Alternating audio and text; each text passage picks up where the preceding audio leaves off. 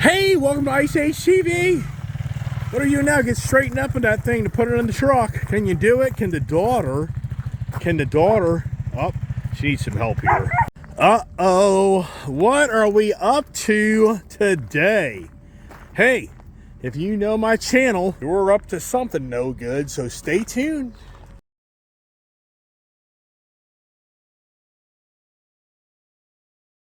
We'll have the before and the after picture. Hey, welcome to Ice Age TV. What are you now? Get straightened up in that thing to put it in the truck. Can you do it? Can the daughter? Oh, she needs some help here. Uh-oh, what are we up to today? Hey, if you know my channel, we're up to something no good, so stay tuned.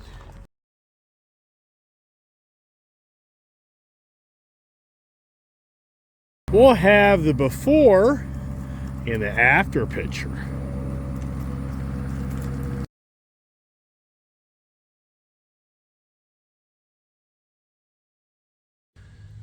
Oh, and the adventure begins. What are we doing? I mean, what are we doing? I think we're going to go up to the JT Motorsports in Frederick, Maryland. And we're going to evaluate, does it make any sense to get a two-stroke bike? I mean, one of my members is saying, or I should say viewers, watchers, is saying, huge mistake to buy the two-stroke. So we got a dog that doesn't want to go, so we'll just leave him home. Come on, get it, close the truck. Where is the leash I put in here? It was right there a second ago. So, she doesn't close the back door. Hey, close the back door. It just cracks me up. The kid's fixating the dog. The dog doesn't want to go for a ride. I'll just leave both of them at home. See you later. I'll just go buy the bike and bring it back myself.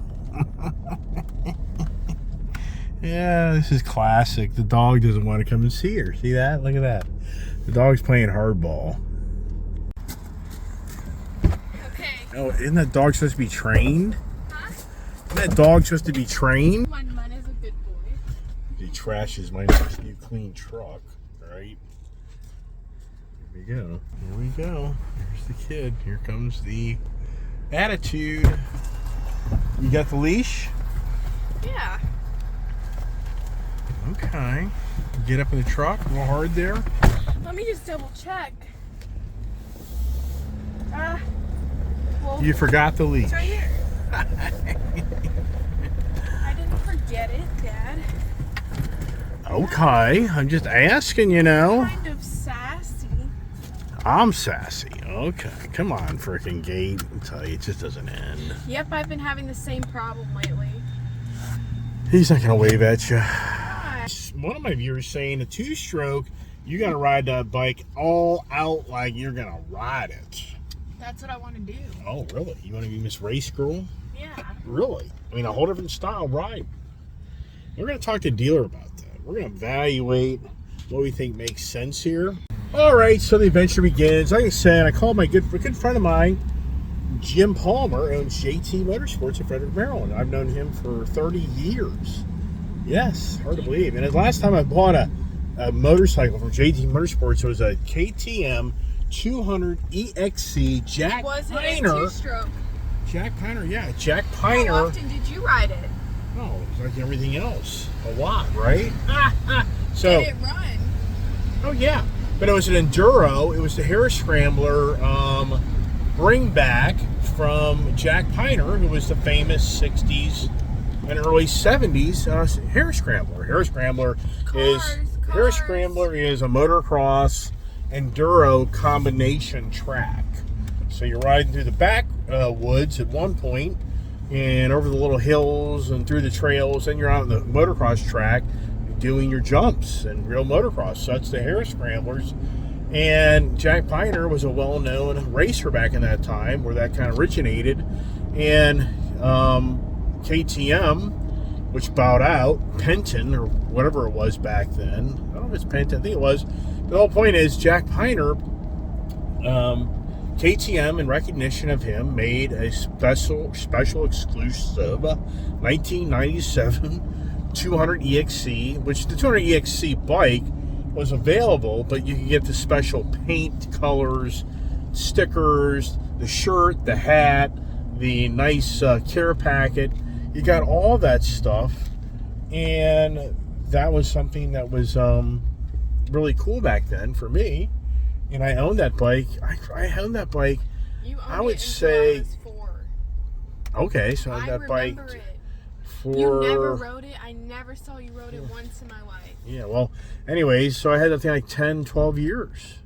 And it was a great bike. And the reason I say it's a great bike, and the reason I'm bringing this up, is that bike there, you could putt on around the property and it wouldn't fall out. The way that bike was designed, because I know too well from growing up on two-stroke bikes. Look at this here, K&M.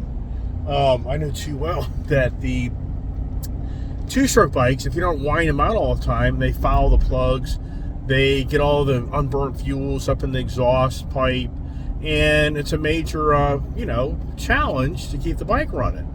And so for me, I already know that if you buy one of these bikes and you don't run it like a race bike, then we got a guy in front of us. I mean, this guy is all over the road. I mean, this is crazy. Is this guy drunk? It actually kind of looks like he is. I mean, this guy here, borderline, you have to wonder if this guy in front of us is drunk. But anyway, that was a great bike for me.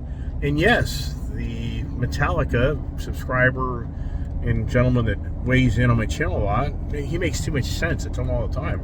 He's too smart. But anyways, whole point is, yeah, great points, and we'll talk about that, because if these bikes are just all-out race bikes, then yeah, I think that's maybe something to think about. But in today's world of technology and advancement and stuff, I don't know. I just don't know. And then yesterday I was at the Triumph dealer, and they're all telling me to wait for the brand new Triumph motocross bike that's coming to the marketplace. Yeah, Triumph is actually now entering into the motocross arena, and they used Ricky Carmichael, or whatever the guy's name was back in the day, back in the 2000 years, the well-known motocross kid, red hair. He was all-time great. So, but that's going to be a $450, I think. But even at that, that'll be a $12,000 bike. But here's the thing: talking to the dealers this morning, the 23 to 24 KTM products are anywhere from $700 to $1,100-$1,200 more than they were just for the 2023. So there is price increases on the 2024 motorcycles. And so anyways, there you go on the adventures. And what do we buy? Do we buy a 125, a 150, 250? But another thing I'm concerned about is the bike may be too tall for my daughter. She may be more having to go back to that the KDX 112, I think they call it, or the KX 112, Kawasaki, two-strokes. So, there's variables here. We'll just kind of weigh it out. Figure we can take the bike up to JT Motorsports, see what type of a deal I have. I got another deal we could go do out at Moto Member in Purcellville, Virginia. So that's another availability. So options. We actually have a fair amount of options here. And does anything play out? I don't know. I mean, really going to come down to really what it seems to make sense. I mean, the kid wants that two-stroke noise, but these bikes are so, controlled with the exhaust. I don't know. Will the bike give us that noise that we're looking for, she's looking for? So just watch us as we go to the motorcycle two-stroke adventures. All right, so now you just heard my 2 cents. Do we get any? Let's hear the 6 cents. 6 cents, like 6 pennies, or 6 cents of the kid. Why are you so excited about a two-stroke bike? I mean, why would you give up that nice Honda CRF 300L for a two-stroke bike? Because I think they're cool. You're talking awful low. It's hard to hear you. Yeah, I think they're cool. Why? I mean, what's so cool about it? I think it's a real bike. Can you see yourself in the video as I hold it? Yes. You think it's a real bike? Okay, this is all vague. What? Do you even know how a two-stroke motor works? You gotta mix oil and gas in the gas tank. Do you have to do a specific way? Yes. What's that called? Oil lubrication. No, there's something else it's called. There's a mixture, it starts with the R.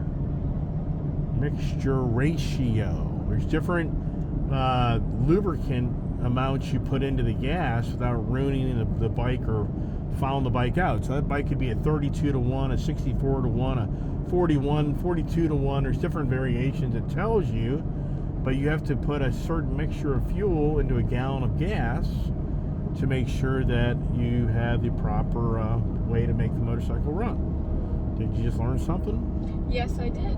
Okay, so what's the difference between a 2-stroke and a 4-stroke? I mean, why is... The cylinders. Nope, not at all. 2-stroke is 2 revolutions to get the power out of it. 4-stroke is 4 revolutions of a piston. I'm talking about a piston going up and down. It turns the crankshaft. So on a 2-stroke bike, it's only a 2-stroke cycle to get the motorcycle to combust energy for the piston, versus on a regular 4-stroke, it takes 4 revolutions for the vehicle to give you power. And on a 2-stroke, you just said it, you have oil gas mixture.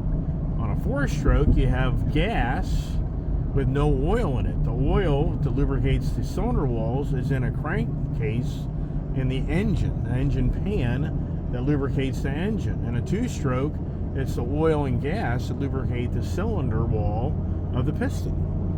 And the reason a 2-stroke is a dirtier riding motorcycle is because you're burning oil and gas and the fuel, so when it has the exhaust, it's burning that oil gas mixture into the environment. That's why they wanted to ban them. Kind of get it now? A lot of information. Most people don't know this information. There's so many people, because the 2-strokes have kind of gone away. But you kind of getting it now?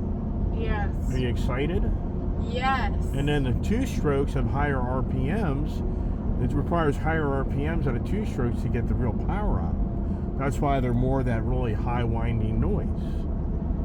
Yes. So there's your basics of 2-stroke versus 4-stroke, without getting way in deeper than that and getting confusion beyond confusion. But now, personally, I'm looking for a 2-stroke. I don't want something like too big. I just want something to have fun on and like ride around and like learn. There you go. So once again, does this day even play out? Was that new dirt bike? I don't know. We've been down this path. We've done this path a few times, right? No, we've never looked at a 2-stroke. Really? I thought we looked at the KDX 112 or whatever it was. The KX. Kawasaki Yeah, at the Moto Member. Yeah, but you didn't do anything to try and buy it. Well, right, but we looked at it. Yeah, that's what I like. I like that size. I feel like I could ride that well. Okay, well, Moto Member has that one. I know, which is why I'm kind of confused why we're going to JT. I don't know. Figure we'll go up here, check it out, makes sense. Doesn't, we'll go to Moto Member. Yeah. I'd rather go north with all the traffic being lighter in the morning than the afternoon. Well, personally, I agree, but I just thought we were going to go to Moto Member, which I'm not complaining either way. I love both. I think both are nice facilities. They both have a lot of options. But like you were just showing me the one bike last night at. Yeah, they don't have it. Yeah, so it's the usual thing. I'm so glad I called. So Moto Member is showing these 2023. Right, that goes to 24. So they don't. So 2023. Here's what I learned this morning. Anybody watching the channel, the manufacturers for these KTMs and other brands, they do their big promotions from like July, August through October.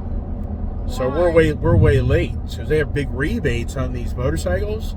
So the one dealer claims that they sold all their so-called steal of the deal motorcycles last week. I don't think I believe that. I think they advertise. I've witnessed this many times. Some dealerships will advertise stuff and then they just play we just sold that, just to get you to call them. So at Moto Member, they do have a 23 leftover Kawasaki at a reasonable deal, but they want such stupid add-on fees that it's ridiculous. It goes from $4,400 for the motorcycle to basically close to $6,000. Because they want to add all this stupid crap on the bike. You know, the shipping and setup and administration fees and this and that. And I'm just like, I'm going to weigh my options. I really want a Husky. So personally, I think that Huskies are really nice. But I've honestly never looked at one. What size are you thinking? 125, 150. Okay. Now, I'm liking that idea, but it's just about the height. Right. Now, I've heard you can shave the seat down, Yeah. but it'd just be easier if it were